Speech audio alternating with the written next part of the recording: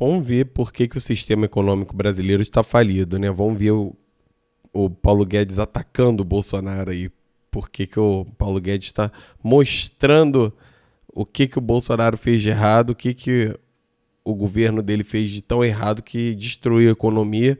E assim como os demais políticos do PT e todos os outros também fazem, né, da mesma forma, adotaram um modelo de capitalismo extremamente ineficiente que está destruindo o país, destruindo a economia, acabando com toda a possibilidade de crescimento econômico e de melhora da vida das pessoas, né? Aí depois vai virando essa mesma instituição, à medida que o Brasil vai se estabilizando, você começa a esticar estratégias. Por exemplo, vamos supor com o câmbio. O câmbio você comprava, no momento que um plano vai dar errado, ele subia um pouco, você vendia. Aí vai fazer um outro plano, dá a impressão que vai dar certo, aí o câmbio descia de novo.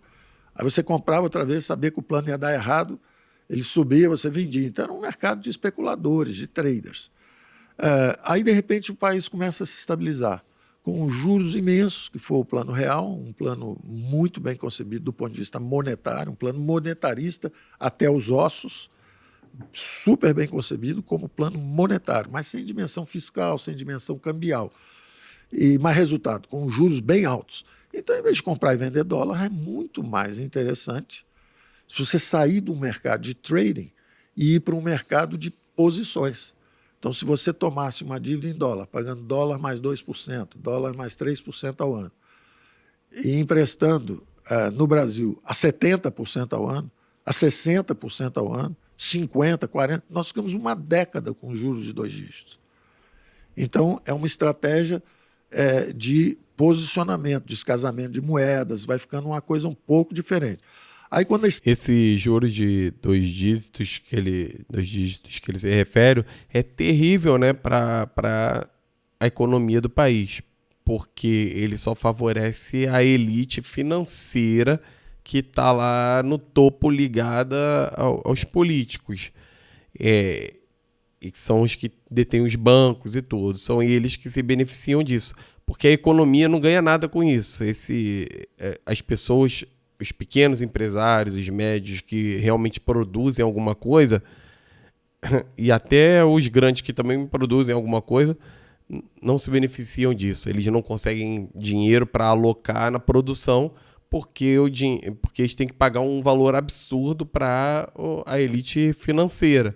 E isso daí foi péssimo. Isso ferrou muito a economia do Brasil durante muitos anos e a gente continua tendo os juros mais altos do mundo, né? estabilização está consolidada, em vez de você estar num banco que faz essas operações um pouco mais sofisticadas financeiras, você começa a levar o seu próprio banco para fazer os primeiros IPOs e abertura de capital, porque a bolsa começa a subir e quando o valor dos ativos existentes está bastante alto, o interessante é você virar uma fábrica de novas companhias, que é um private equity. O private equity é uma fábrica de empresas novas.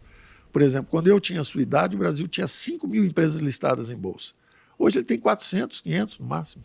Quer dizer, o Brasil evoluiu, perdeu. É a concentração, né? Foi concentrando, aumentando. É o oligopólio, assim, que ele vai concentrando, ele vai fundindo as grandes empresas. As grandes empresas vão comprando as outras, vão comprando as menores, vão se ligando ao poder público para conseguir dinheiro do BNDES para fazer essas compras e vão fazendo essa fusão e vai acabando as outras empresas, né? Vai se tornando um capitalismo cada vez mais oligopolista e monopolista. Qualidade desse ponto de vista. Mas o mercado ficou muito mais sofisticado, com penetração. É um mercado hoje muito mais profundo, mas tem poucos empreendedores realmente bem-sucedidos, reconhecidos por essa massa de investidores. Então, de um lado, tem um desenvolvimento do mercado financeiro forte, muitos jovens entrando nessas atividades, com gestão de recursos, consultoria de investimentos, tudo isso de um lado. E do outro lado, cadê os empresários que podem fazer essas captações de recursos? Eles são abatidos num sistema econômico onde só tem lugar para o pequenininho, invisível, que está embaixo do radar, que o governo não chega nele, ele está na economia informal, ou o gigante, que já atravessou e vai a Brasília e conhece Brasília. No meio, esse meio que é o formador da grande classe média, que é o que dá potência, é o que dá, é o que permite democracia e mercados, um sistema social saudável, sólido, que é a democracia e mercados, isso aí nós ainda estamos em transição, nós não chegamos lá. Isso, nós não chegamos lá exatamente por causa das políticas desses caras, tanto do Bolsonaro, do PT, né, do Lula, de todos esses caras, porque eles adotaram um sistema capitalista extremamente ineficiente que favorece só essa elite ligada, como ele falou, ligada a Brasília, e que, na verdade, ele falou que também são dois beneficiados nesse sistema, que são os pequenos e os gigantes ligados a Brasília.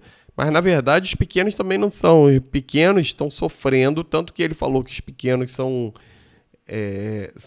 informais, né? São informais por quê? Porque o Estado está oprimindo eles. Eles não conseguem legalizar suas empresas porque estão sofrendo um monte de impostos, sofrendo um monte de regulamentações e não conseguem respirar.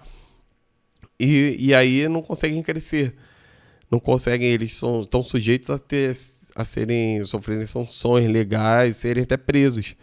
Então, os pequenos estão sofrendo e os médios também estão sofrendo. E aí, só quem está se beneficiando são os gigantes lá. Por isso que a gente tem essa desigualdade extrema no Brasil. Desculpa, uma desigualdade aberrante que nenhum país do mundo tem. E aí a gente tem uma pobreza, uma miséria enorme e é tudo culpa desse sistema.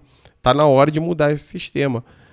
Vocês vão ver que, vocês pegarem o meu livro do 100, vocês vão ver que na última edição, na 4ª edição agora, tem uma alteração sobre etapas a se chegar no 100 e uma delas se chama capitalismo público. Capitalismo público, o que ele faz? O capitalismo público, ele utiliza as empresas públicas para gerar, que são empresas por força de lógica, está lá a estrutura lógica, está lá no livro, por força de lógica elas são mais eficientes do que as empresas capitalistas normais, do capitalismo vulgar. Elas são mais eficientes porque como elas são públicas, elas são administradas igual às empresas privadas, só que elas vão reinvestir o lucro, então elas são mais eficientes.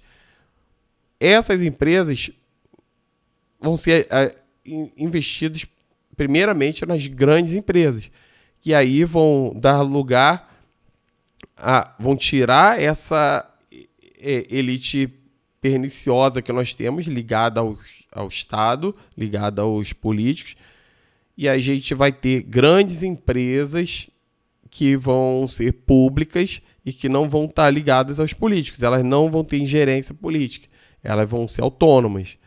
Essas empresas é que vão dar um dinamismo maior para a economia, porque elas são mais eficientes, elas vão investir mais, porque o lucro não vai ser para o cara comprar seu iate, seu helicóptero, o lucro vai ser reinvestido na própria empresa. E nesse capitalismo público, que é essa primeira etapa para se chegar ao 100, essas empresas vão ser as responsáveis também por acabar com o poder dos políticos, que esse é o fruto também de toda a corrupção e dos grandes problemas, mazelas que nós temos. Por que elas vão fazer isso? Porque o Estado o seu foco vai ser construir essas grandes empresas públicas e não mais ficar gastando, fazendo gastos de políticos para... Não vai ter orçamento secreto, não vai ter esses bilhões todos para político ficar torrando, ficar gastando e ficar roubando. Então, é um sistema que só melhora a vida das pessoas. Eu quero apresentar esse sistema, falar mais sobre ele nos próximos vídeos.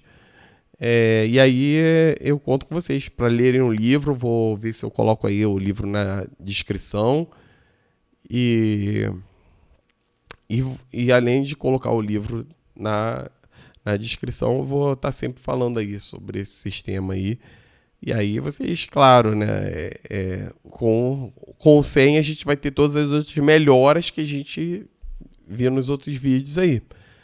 Então é isso aí, pessoal. Até a próxima aí.